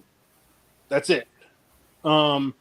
Everything else is movement. Everything else is, who cares? If you're looking for, first round impact or a very repeatable impact, pull the trigger straight back without disturbing the sights, and dry fire the living crap out of that until you can do that on command with any firearm, and then go to the range and repeat it. Yeah, because the recoil of the gun, that's going to happen after you pull the trigger. So it's going to say, well, the recoil is going to make the gun fire inaccurately. No, the bullet's gone. No, it's gone. It isn't going to matter at that point. So it's all about trigger control when you get down to in the end. What habits you do right before that trigger breaks that determine where that bullet's going to go. Yep. And not only that, but of course, we're all human. We're all not completely rock solid. So that gun's going to sway a little bit. Yeah. Being able to you're gonna get some shooting fatigue after a while. Yeah. Being able to know exactly where your sights are right as you break the shot is very important too. Okay. And this even goes down to rifle and scopes and everything else. It's being able to pull the trigger without disturbing the sights. Looking at our poll that we have going on, I'm going to go ahead and end it over on the YouTube side. It was 31% said yes, they've taken a firearms course to improve pistol accuracy. 69% said no. And I did it just because at the time when I took it, I was just kind of getting the gun channel going, and I was excited, and I was watching all these channels, and you see these dudes, running around and sitting behind barriers and doing this and doing that. I did do some 3-gun competition when I lived out in Lexington, Nebraska. That was a lot of fun. I learned a lot about controlling firearms, under like timed conditions, or trying to shoot as effectively as possible, and kind of picked up on some of my bad habits there learned about some of my bad habits there that I could eliminate. So getting into competitive shooting obviously is going to make you a better shooter, but it won't necessarily save you any money, right? But again, it's kind of interesting that the majority of us have learned how to shoot without, having to take any course. And maybe we had a mentor. Maybe we had a family member that took us out when we were little. Maybe we were just naturally a crack shot. We were just awesome, Or some of us have just practiced. Yeah. Competitive shooting will not make you more accurate unless it's like PRS or bullseye or something like that, where it's nothing but accuracy. Like in the running around behind, getting behind stuff, all that is tactics. It's really not accuracy. If we're talking about pure accuracy here, like it's not that hard. You dry fire the living crap out of it till you start breaking trigger components because you pulled the trigger so many darn times. I want to say something about training classes too, because some people say that, and it varies what you have available in your area, but some people say that it's too expensive to go take training classes. If you can find a local class, it's like $50. And on average, the ones I would go to, you'd use anywhere between 100 and 150 rounds of ammo for a 3 to 4 hour class, right? So even right now, you can pick up 9mm for what, $20 a box average. We can do better, but 20 is kind of worst case scenario right now. Yeah. So you're $60 there, and you're say $50 for your class. So you're $110, which might sound like a lot. It's not. How is that compared to you're out there and you're shooting 300-400 rounds and just blast it away and not learning anything? And sometimes the classes can be a lot more fun. Mm-hmm. Yeah, they can just be. You can run through some drills that are challenging, and you want to kind of beat the person standing next to you, or you just want to see what you can do to challenge yourself as much as you can. Oh, I thoroughly enjoyed the self-defense courses that I took for pistol. I thought they were awesome. You know, they kind of challenge you to want to shoot better and stuff, and it really brought some excitement back to just going to the range for me. So yeah, I do agree. I do, and it's like I had to invest a ton of money, and I didn't do like an $800 all-day course. Although I'd love to take something like the Masad Ayub course, or maybe go to Thunder Ranch. It looks like those facilities, or Gunsight. You know, they provide a really good experience, especially since I have no military training or any actual combat experience with the firearm to rely on. You know, just simply self-taught, learning what I saw online. You know, learning from you guys and so on. So yeah, I do agree. And I'm not saying taking those classes every week, but I probably take just a couple. Between 1 and 3 of them a year is what I'll do. Yeah, there's things I learned from it that I still do. Yeah. So think of taking a class as a replacement for ammo. If you take a class, it will teach you enough that 5 or 6 buckets of ammo won't teach you, because if you just go out there and shoot, yeah, you're going to go through the repetitions, but are you thinking about the way you shoot correctly? Are you thinking about what needs to happen as you train? And like, okay, I have 5 round. Like, let's say I'm doing a 10-round group. I have 7 rounds that are fairly close, and then I have 3 that are off flyers or something like that. Yeah. Do you understand what happened for those 3 to correct that, so the next time you do it, or train yourself to eventually have 10 rounds all really close? Yeah, it's stuff like that most people don't have the understanding of how to teach themselves some of this stuff. Yeah, right. I do agree. Let's see. Single shot, were you going to say something? We had a couple. No? Yeah, I was going to say, everybody's talking about this home defense situation. I used to shoot a match out there in Arkansas at the Nationals that was called the George S. Patton match. And we had 22 minutes on the clock to run 2 miles, and you had to get back to that firing line under that 2 minutes. So you had everything on, your full web gear, your steel pot, you had the holster for the 45, you had no magazines or the weapon on you while you was doing this run. Arkansas at that point in time, in June, gets pretty daggone hot. We got lucky. Yeah. And we ran the run the first thing, 6:30 in the morning. My team was on the line. We took off. We all got back, and you had to be ready to shoot when you got back there. And you want to talk about something that'll put some stress on your body, get your breathing and heart rates up. It does not sound fun. That will do it. But you look back and look at the scenario that you're in when you're in a home defense situation. Your heart and breathing rates are up. You're under high stress. You're going to learn right then and there where your weaknesses are and what you've got to do to correct those weaknesses. Yeah. So it'll get your attention. Try that sometime. Of course, you won't have all the military equipment. But run a 2-mile run. Run a 2-mile run. And come back to that firing line and try to put a group on paper.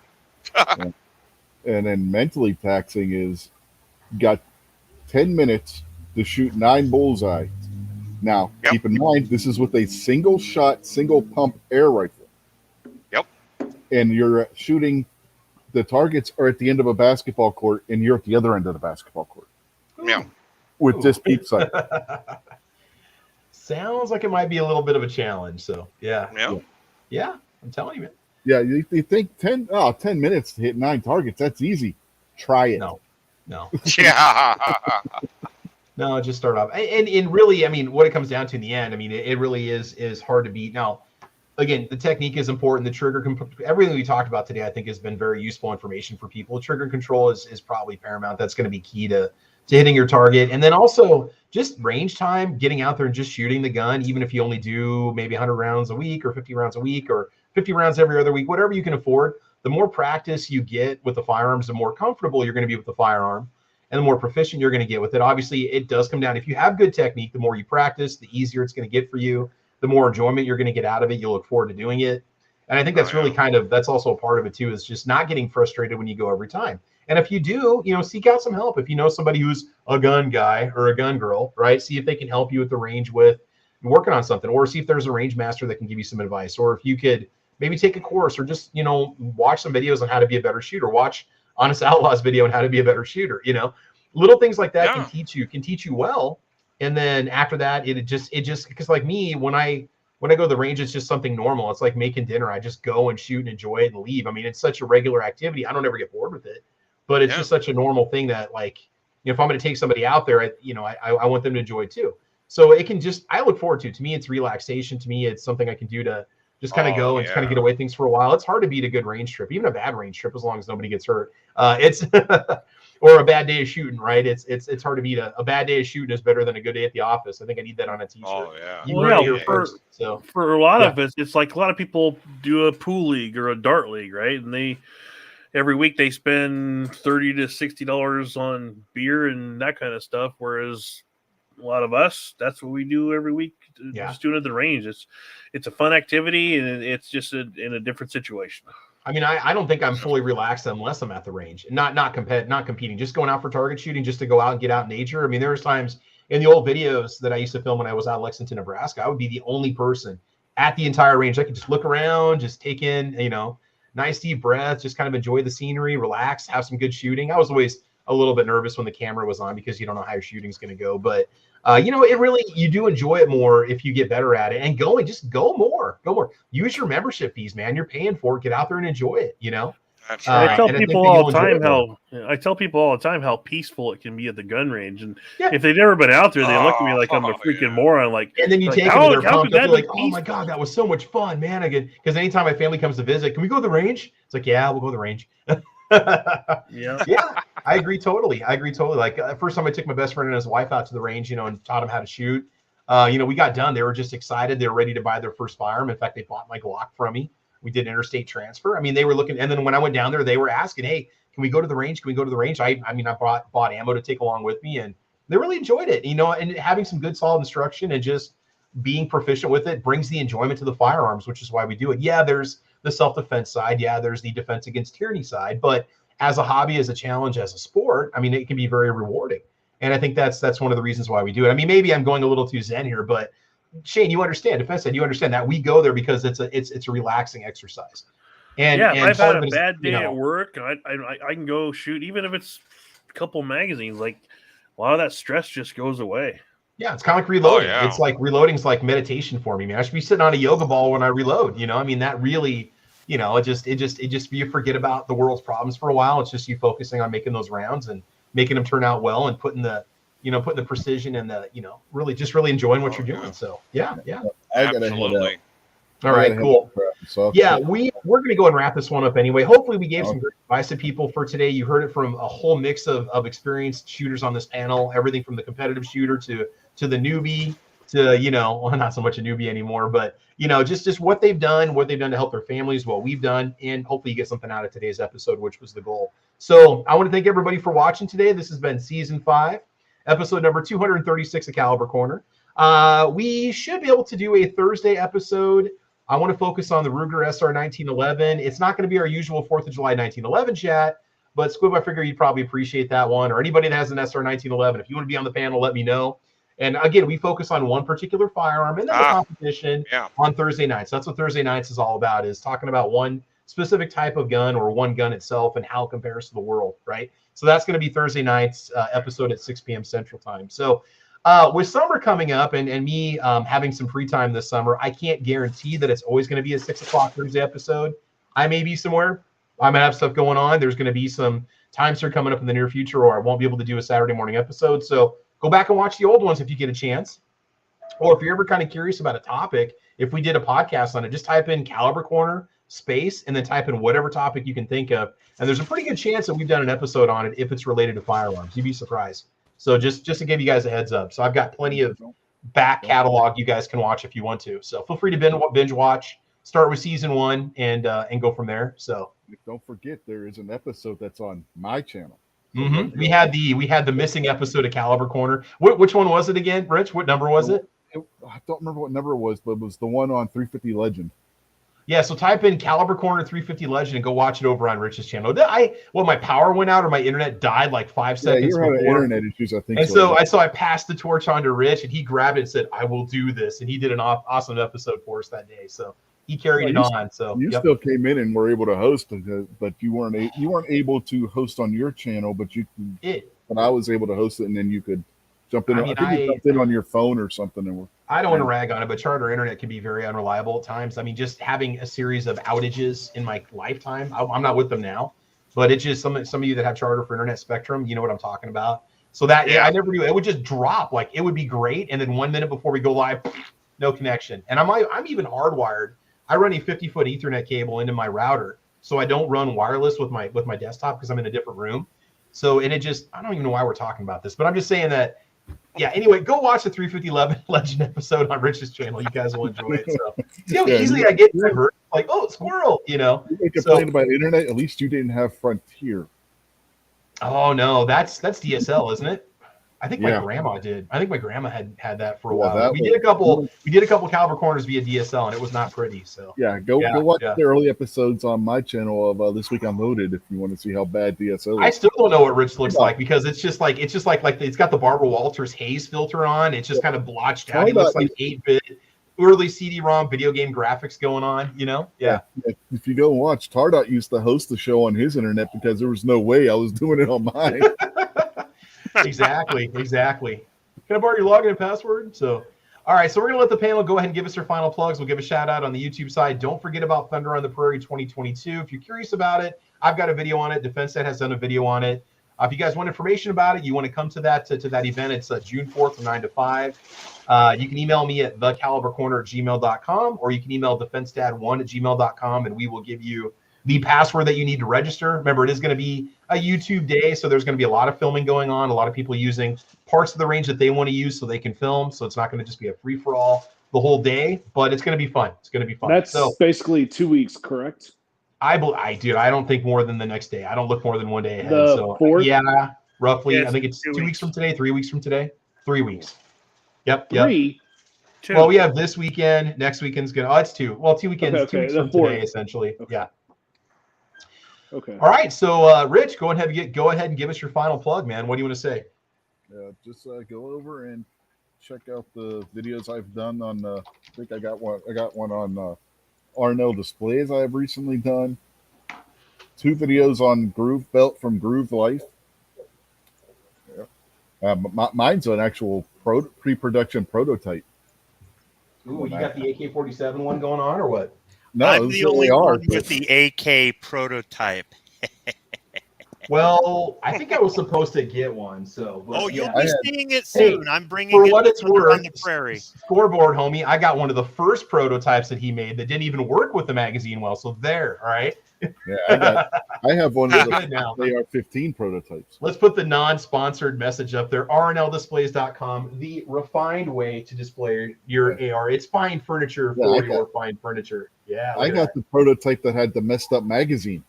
So did I. The AR-15. Now I'm talking about the For AR-15. record, they're fine now, by the way, so you're good to go if you get one. Use discount code TravisP11 for 11% off, plus a bonus 4% off. You get 15% off if you use discount code TravisP11. By the way, that's not an affiliate link. I don't get squat out of it. Rob gets to keep all the profits from it. I'm just here to help a brother out. That's all. So, In addition to that, I got the unboxing video for the Core belt, the Core Essentials belt over there. So you can go check that out. Sweet. It's all on the Unloaded Media channel for those of you wondering. And then got the back catalog for the wrestling show, the various pay-per-views that we've done watch-alongs for. And then This Week Unloading going back, what is it now? 4 years now that we've been doing that show. Ooh, there you go. See, you guys, you don't need Netflix, you don't need Hulu, you don't need Disney Plus. You just need This Week Unloaded, and Travis P11 and Defense Dad and Squibload and Single Shot, and you guys are all good to go. So that's all right, Rich. That's good. All right. Anything else, man? No, I think it's about it. I mean, again, maybe about a week or so, we'll have the 2-week review on the Core Essentials belt. Belt. Okay. That's the leather, more dress style belt. When I talked to them, they were going to send me one tactical. I was like, well, what about the leather? Because I wanted to do one, because everybody's done the tactical one, right? I wanted to do one for guys that maybe have to wear dress attire when they're at work and they're allowed to carry on the job. That tactical belt's not going to be as good for somebody who has to wear dress attire. So what if you had like one of their fancier belt buckles with the leather belt that's appropriate for dress attire, and review that one instead? Yeah. So that's why I chose to do the leather one. There you go. It's good, man. It's good. Yeah, they make awesome belts, man. They do make some sweet belts. Yeah. All right. Defense Dad, go right ahead. Oh, good show. That's about it. Cool. Yeah, man. Good times. We had good times. Got through a lot of good advice and stuff. And guys, make sure you check out Defense Dad's channel. All right. Single shot. Anything you want to say? Sorry about it. The first part there, I had to go in and get a fuel receipt, so I left the headset here in the truck. No, if you folks have got any questions at all, you can drop them in on the email address, and I'll try to do the best that I can about helping you out. I love to shoot competition. I'm going to be getting back into it, and see if I can get back to the level that I was at before. But keep an eye on the channels. We'll be doing some videos and posting on YouTube with the Single Shot channel, and Daywolf on Rumble. There you go. So we'll be doing some stuff with those. I did finally set up on Rumble. Yeah. Take care. God bless. America moves by truck. Catch you the next time. Thanks for the invite, Travis. No problem, man. No problem. Like I said, I do have a channel over on Rumble. I just finally started up. There's no content on it yet, but I'll be moving some stuff over there. I don't know if I'll put Caliber Corner over there or not, because I think I have to download and upload the full video. But we'll see. I may be able to just put Caliber Corner up over on Rumble. So what's that? You can set Rumble where it'll move over your YouTube. Do they actually import, or do they just copy a link like other places? No, they import it. I need to maybe set that up. They sync it to it and everything. So. And all I did was set it up on mobile initially, got the app and created an account. I didn't see what the desktop experience gives you, so maybe I can go do that over there too. So, yep. Yeah, it's super easy to do. You just go to your content and then scroll down to, when you click on your name, you got that little drop-down menu. Mm-hmm. Click on the My Content one, and then you'll see when you scroll down YouTube channel sync, you go there, just enter in your YouTube information, and then you can set how far back you want to go as well. Like I got mine where it's set back. They only go back as far as last Halloween, but you can set it all the way back to whatever beginning of your channel if you wanted to. Okay. I need to definitely do that, because I know Odyssey has imported the whole collection too. I can actually go there and download if I have to, if I lose something on YouTube. So and it's not just a link like Gunstreamer and UGEtube, which just embed a link, I think, unless you go manually. They've imported my collection, Gunstreamer has, but if you delete anything from it, it's not like it. Or what I was going to say, you can't download the video from Gunstreamer, or if you delete the video from YouTube, it also disappears from Gunstreamer and UGEtube. I don't think they actually download the whole video, so you have to kind of watch out for that. So I mean, they're hosting the link from the YouTube side, but that's it. So yeah, cool, man. All right. The one video I don't have is the one that YouTube took down, because they took it down before it could be imported over to Rumble. Oh, okay. Are you set up anywhere else to like automatically port out? Well, because Gunstreamer wouldn't matter because they're just using the link. But yeah, that was the only other one. Okay. Yeah, for some reason Odyssey doesn't want to let me do it. So tried doing it with Odyssey, and it's just Odyssey's a pain in the neck. Odyssey's imported all my stuff. They go over there immediately. Like the video gets embedded or gets totally imported. It tells me they can't do it. Every time I've tried, it says can't import. Weird. Okay. Yeah. Huh. Is there some kind of a setting or something you don't have clicked on that you could think of, or? No, I've looked through all of it. Okay. All right, man. Sweet. Okay. Well, we'll see if we can get that figured out. That's crazy. Maybe talk to Kingpin and see if he knows if he's ever had that kind of an issue. Because mine just automatically, I just told it to import. It does. It just automatically brings them over. But Maybe try to like clear out that setting and try it again. Like maybe try to put maybe, your. I don't know, because it says can't connect to my YouTube channel or something along those lines. Okay. Huh. All right. Okay. And last but not least, we got Squibload. Squibload, anything you want to say before we go? Any words of wisdom? I think on this subject and related subjects, there's always going to be a lot of different opinion out there based on people's experience or how they were trained. A lot of people, when they get trained on something, that is their go-to, and they base it all around that. So if my training was different than your training, we're going to butt heads or whatever it is. Some people, it's the gear, right? Because they think they can just buy accuracy, spend their way out of it. Some people, it's the training, and those are people who make a living off of this, or the people who had no clue and went to the person who made a living off of this, and they just buy into the doctrine.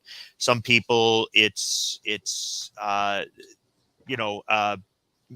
mental. That's kind of my perspective. Is it's mental, and there's a lot more to it. None of us are right, none of us are wrong, and even when we disagree, there's reasons behind that. So I wouldn't put my faith in any one person.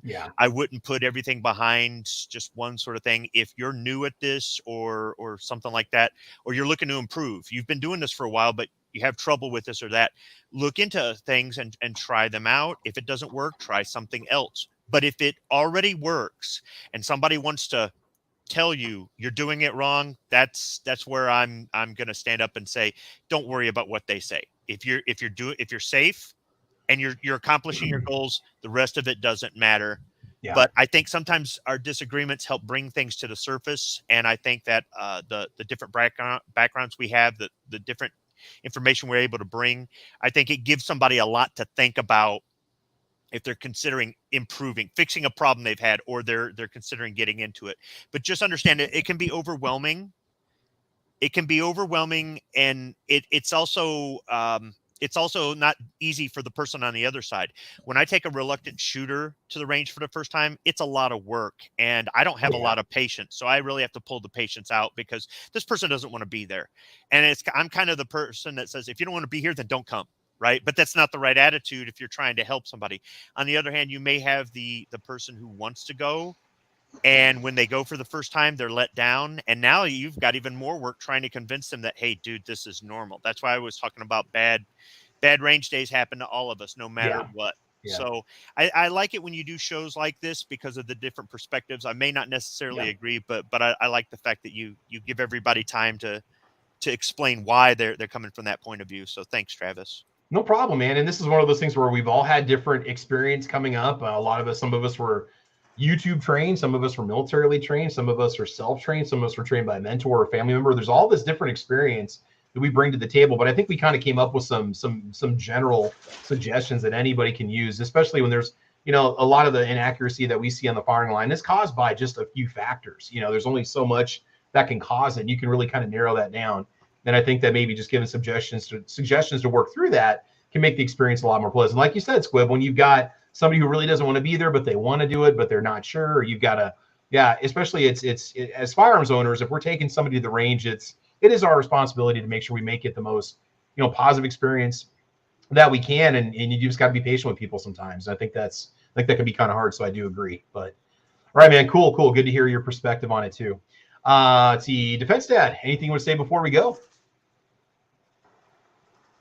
We already did me. Did we? I have no idea. Yeah. I'm still waking up. Okay, gotcha. Cool. All right, so Defense Dad. All right, guys, check out his channel. Good stuff. All right, that's what happens when you get old. You forget things like who you are and where you are. But I know I'm boy, here. you. All right, man. Well, there's a lot going on in front of my screen right now. I'm trying to keep everything straight. You guys don't. It's tougher than it looks. So, all right, we're gonna go and end this one. Let's give a little shout out on the YouTube side. We got Bearded Lunchbox. A shout out to Foos that was with us. Foos is gone, but Foos, thank you for the advice. Again, dry fire is key, man. That's paramount to having a steady trigger pull, seeing what you're doing, what you're not doing, and so on, analyzing that. Rich White, thank you again for being here today. AR Gun 1776, Tacos and French Fries, Scott 79, Warsaw Patriot, Jose Sandoval's out there, M. Gabriel, Vanessa Kitty, X Adam 1, Tony York, DJ Play Nice, Rich White again. Let's see who else is out there. A lot of people chatting today this morning, watching. You guys are chatting. G23 out there, Yoder, Texas, SS Pawn, The Surfer Show with Frank, with Chef Frankie was out there. That's a new one for me. I had to slow down on that one. Oh my God, we had a super chat. I didn't even see that. Okay, we'll get to that there in just a moment. Gunmetal Guy USA in the house. Fluffy 10mm Jeep Guy Mike watching today too. Storm and Norman Gunworks in the house. Sketchy Roll. Terrace Miss Kitchen out there today watching. Chris from the 740. Baron SVG YNH. Kevin Jung. Man, a lot of people checking out today's episode. I guess we got a lot of people that want to learn how to shoot. So Julio Hernandez out there today too. Good morning. Thank you for watching. And Jay Hike watching today too. Squiblip, Squib Load. And I think that's about it. And M. Gabriel. The super chat was from Mexican Iron Man for $4.99. He says, great show, guys. Way to start the Saturday. Hey, Iron Man, thanks for watching. This is what we do. And appreciate you watching. And again, we do a show hopefully every Saturday at 8 a.m. Central Time. So that's been the case for almost the last 5 years. So this has been episode 236, season number 5. Thanks for watching. You guys are awesome. Excellent to get your insight and your comments and so on. Guys, have fun, be safe. And as you know, we will talk to you soon. All right, take care. Bye-bye. Bye, Alicia. Bye, Alicia.